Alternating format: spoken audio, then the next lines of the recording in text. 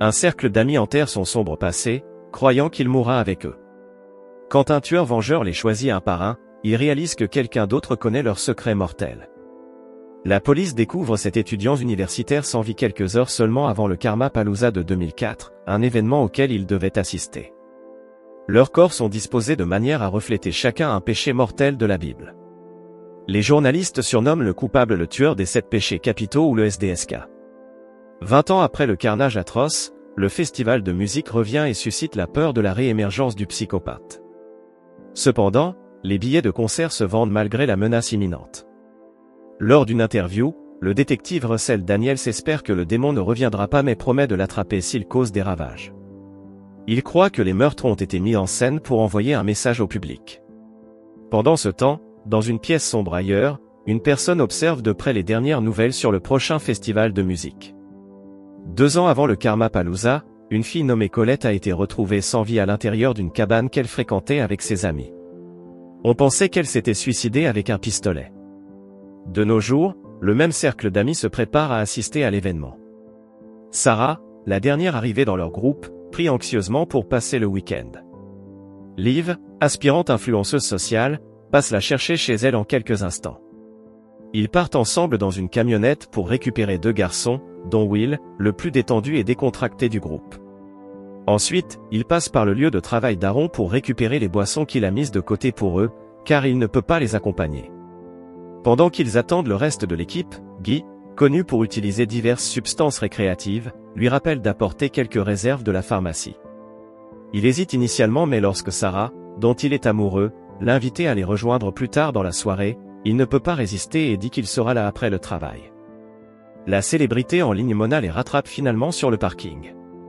Alors qu'ils se préparent pour le voyage, LB apparaît soudainement et dit au gang qu'ils doivent partir immédiatement. Il est poursuivi par le mari enragé de la femme avec qui il a passé la nuit, alors le séducteur court vers la camionnette. Sarah sent le danger et démarre immédiatement dès qu'il est en sécurité dans son véhicule. Pendant le trajet, Mona appelle son agent, mais Liv l'interrompt et le supplie de la prendre en charge. Le manager dit qu'il reconsidéra si elle obtenait 1000 likes pendant le week-end. À ce moment-là, un de leurs pneus arrière éclate, les faisant dévier incontrôlablement sur la route. Ils sont secoués, mais Sarah agit rapidement et arrête la voiture en grinçant des dents. La conductrice s'excuse auprès de tous et s'assure qu'ils vont bien, mais l'influenceuse obsédée ne s'inquiète que pour elle-même en voyant que son téléphone est détruit. Peu de temps après l'accident, l'agent Loiseau s'arrête pour vérifier le groupe. Elle leur conseille de chercher un logement car leur pneu spécial ne pourra peut-être pas être remplacé avant demain. Guy vérifie les hébergements sur son téléphone et découvre qu'ils sont tous réservés, mais Sarah trouve miraculeusement un endroit quelques miles plus loin et le réserve pour la nuit. Pour les aider, l'agent leur offre un trajet et dit que le garage peut les appeler si leur voiture est prête. Elle les dépose ensuite à leur destination et leur rappelle d'être prudents avant de partir. Les amis sont instantanément charmés par la propriété et commencent à explorer ses commodités. Dans le salon, où ils réalisent que la télévision est bloquée sur un canal diffusant le film Les 7 péchés capitaux. Pendant ce temps, Liz appelle tout le monde à la salle à manger lorsqu'elle découvre des verres à shot vides. Chacun est imprimé d'un vice unique basé sur les croyances catholiques. Elle pense qu'ils sont un cadeau de bienvenue car ils incluent une note de la gestion du SDSK, mais Sarah croit que les propriétaires de la maison cherchent à les effrayer pour qu'ils ne cassent rien. Le groupe remplit les verres de boissons et attribue en plaisantant les shots à chacun, en fonction de celui qui incarne le mieux l'un des 7 péchés capitaux. Mona obtient l'orgueil pour être égocentrique, Liv obtient l'avarice pour vouloir toujours attirer l'attention, Will obtient la paresse pour sa paresse et son manque de détermination, et LB obtient la luxure pour ses aventures. Guy, qui obtient la gourmandise, se conforme à son vice et saisit le verre pour Aaron. Il est convaincu que l'homme représente l'envie puisqu'il a la peur de manquer quelque chose. Enfin, Sarah obtient la colère, bien que l'influenceuse ne soit pas sûre car elle semble incapable de faire du mal à quelqu'un. La femme la met au défi sur son hypothèse et dit qu'elle ne la connaît tout simplement pas très bien. Avec des boissons à la main, le groupe lève ses verres et trinque à leur profond lien et au Karmapalooza, ignorant que quelqu'un observe leur célébration depuis une caméra en haut de la télévision. Mona invite la nouvelle fille à la piscine gonflable qu'elle a installée et demande des nouvelles de ses amis. Elle dit qu'elle était solitaire au lycée et n'en avait aucun, donc elle est reconnaissante qu'il l'ait accueillie. Sarah retourne alors à la maison, où quelqu'un la regarde passer devant toutes les caméras cachées jusqu'à ce qu'elle atteigne sa chambre et laisse son médaillon près de la salle de bain. Le groupe passe son après-midi à boire du champagne, bien que certains s'adonnent également à d'autres substances altérant l'esprit. Le soir, Guy s'excuse pour assister à une performance secrète au Karma Palooza et part à pied. En attendant un taxi, un inconnu masqué le tase, le rendant inconscient. Il se réveille attaché à une chaise avec le mot « gourmandise » griffonné sur le mur derrière lui. Des vidéos de Colette et de son cercle social jouent en arrière-plan alors que le tueur des 7 péchés capitaux prépare un mélange de produits chimiques mortels. Des gaz toxiques sont finalement libérés dans son masque, le faisant halluciner sur les événements ayant conduit à sa mort. Guy insiste sur son innocence, bien que ses supplications désespérées tombent dans l'oreille de sourd. L'agresseur pompe l'abdomen du gourmand avec une concoction toxique jusqu'à ce qu'il explose fatalement. Plus tard dans la nuit, le groupe joue à Action ou Vérité, qui met initialement en couple LB avec Sarah. Cependant, Mona veut l'homme pour elle-même, alors elle défie les règles et le conduit hardiment à l'étage pour faire l'amour, ignorant le danger qui rôde à proximité. À l'intérieur d'une pièce verrouillée, le SDSK se prépare à attaquer et choisit méticuleusement une arme. Il se déplace ensuite discrètement à travers la maison et se rapproche des victimes prévues. Alors que les deux filment leur rencontre passionnée, la célébrité en ligne voit une étrange figure émerger de l'ombre. Elle arrête immédiatement l'enregistrement et montre frénétiquement les images à l'équipage, confirmant qu'un intrus vient d'entrer dans leur chambre. Bientôt, ils reçoivent des messages de Colette, les blâmant et exigeant rétribution pour sa mort prématurée. Tout le monde commence à paniquer, y compris Sarah, qui les pousse à expliquer ce qui se passe. Selon eux, il traîna. Elle l'avertit de ne pas faire confiance à leur ami narcissique, car elle est du genre à utiliser les secrets des autres contre eux. Ensuite, elle part pour rencontrer son rendez-vous en ligne, mais en arrivant à sa voiture, elle réalise que c'est un piège et se fait kidnapper par le tueur des 7 péchés capitaux. Pendant ce temps, Sarah découvre que son médaillon a disparu de la salle de bain. Quand elle demande à tout le monde, personne ne l'a vu, bien que LB promette de lui faire savoir si quelque chose se présente. Dès qu'elle s'en va, il sort le collier de la fille de sa poche et le montre à Will. Il révèle qu'il voulait partager un moment intime avec elle et pense que le médaillon pourrait être son ticket. Interrogé sur Mona et ce qu'elle pourrait ressentir, il nie avoir une relation avec elle et la considère trop imprévisible, ce qu'elle entend. Liv se réveille dans une baignoire vide, à genoux, les mains attachées dans le dos, avec un sceau marqué « Avarice » suspendu au-dessus d'elle. Son agresseur publie un jeu en ligne où elle doit obtenir 1000 likes en 2 minutes pour survivre, sinon ce sera la fin pour elle. Pendant que les gens votent pour ou contre sa vie, elle supplie en larmes le méchant masqué. Elle affirme qu'elle n'a rien fait à Colette et qu'elle a même essayé d'arrêter ses amis. Malheureusement, elle perd pour un seul dislike, et le SDSK verse de l'eau bouillante sur la chercheuse d'attention avare. La scène horrible est diffusée en direct sur ses réseaux sociaux, mais les spectateurs pensent que c'est juste une mise en scène et continuent à regarder en postant des commentaires enthousiastes. Le reste du groupe se prépare à partir pour le Karma Palooza. Quand ils ne trouvent ni taxi ni Uber, ils appellent Aaron, qui accepte de venir les chercher et de les conduire au festival de musique. En attendant leur trajet, Sarah est confuse lorsque Will insinue qu'elle a un trouble alimentaire. Elle apprend que Mona a répandu des mensonges sur elle et sort furieuse.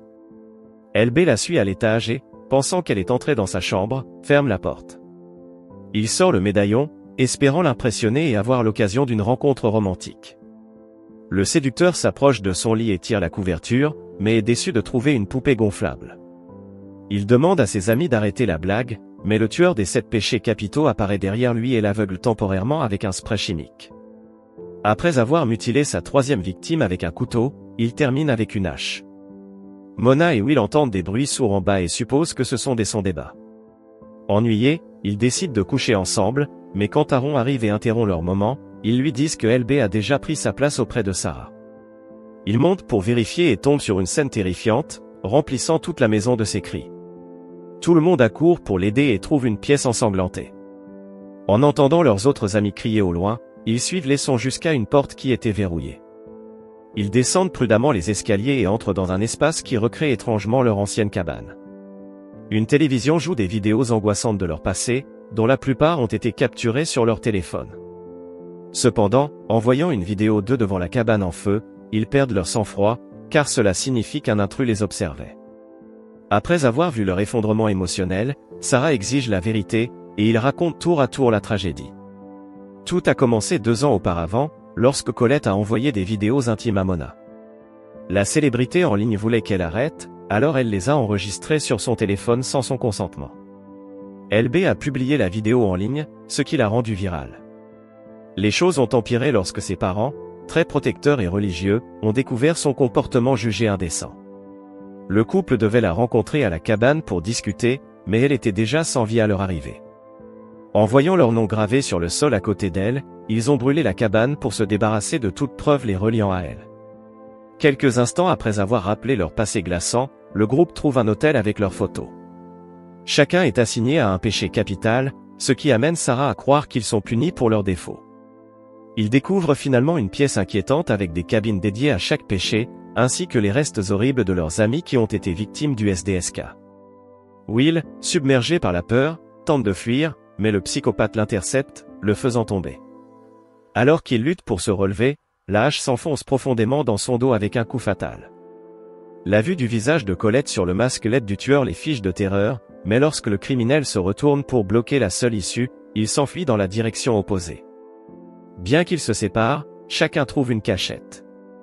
Pendant ce temps, le paresseux rampe au sol et appelle à l'aide, mais le criminel le traîne jusqu'à sa cabine et le décapite. Aaron assiste à la scène et se cache derrière la baignoire, mais lorsque Liv se réveille et commence à crier, elle révèle sa position. Le tueur des 7 péchés capitaux avance pour achever Avaris d'un seul coup, permettant à Aaron d'échapper de justesse à une attaque. Quand il se rend compte qu'il est coincé, il fait signe aux femmes de s'enfuir. Alors qu'elle court vers la porte et lutte pour l'ouvrir, l'homme supplie le prédateur masqué d'épargner sa vie. L'individu menaçant continue de le poursuivre, mais il parvient à échapper à la menace et à rejoindre les femmes. Le tueur des 7 péchés capitaux, SDSK, les suit de près, alors les survivants avancent rapidement et silencieusement dans l'obscurité. Tandis qu'elle rampe à 4 pattes, Mona est distraite par le masque LED suspendu devant elle. Le monstre leur saute dessus depuis le côté, mais elle se lève immédiatement et le frappe avec une boîte. Sa réaction rapide leur donne suffisamment de temps pour monter en sécurité à l'étage. Malheureusement, ils se retrouvent face à une autre porte qu'ils ont du mal à déverrouiller malgré leurs efforts combinés. Finalement, le SDSK les rattrape. L'influenceuse sociale s'excuse auprès d'Aaron et lui donne un doux baiser. Elle utilise ensuite son corps pour bloquer l'agresseur et pousse de toutes ses forces, envoyant tout le monde dévaler l'escalier. La chute spectaculaire n'ébranle pas l'attaquant, qui s'empresse de revendiquer l'avarice comme sa 5e victime. Mona le poignarde avant qu'il ne puisse agir à nouveau, mais il retire simplement l'arme et la jette violemment sur le canapé, où il tente de la tuer. Désespérée de survivre, la jeune femme le repousse et parvient à le désarmer. Il se relève et lui fonce dessus, mais elle le projette au sol et lui assène plusieurs coups douloureux. Alors qu'elle s'apprête à l'écraser avec une télévision, Loa se révèle sous le masque. Choquée, l'influenceuse confronte la policière, qui affirme qu'il mérite ce qui leur est arrivé. La policière devenue criminelle la frappe soudainement à la tête, la déséquilibrant. Le combat s'intensifie, et elle lutte pour prendre le contrôle d'une seule arme. Lorsque l'agent prend le dessus, elle ordonne à Sarah de prendre l'autre couteau. Sarah s'exécute, mais au lieu de l'utiliser contre leur ennemi commun, elle attaque Mona. Alors que la femme blessée tente de contenir sa blessure mortelle, la prétendue innocente dévoile son plan vengeur. Elle explique qu'après la mort de Colette, elle est tombée dans une profonde dépression et a tenté de se suicider, jusqu'à ce que Loa la sauve. En découvrant qu'elles partageaient une haine commune pour les gens superficiels de leur groupe d'amis, elles ont conspiré pour commettre des crimes inspirés par le SDSK. Elle montre son médaillon, contenant une photo de Colette, et révèle leur relation spéciale.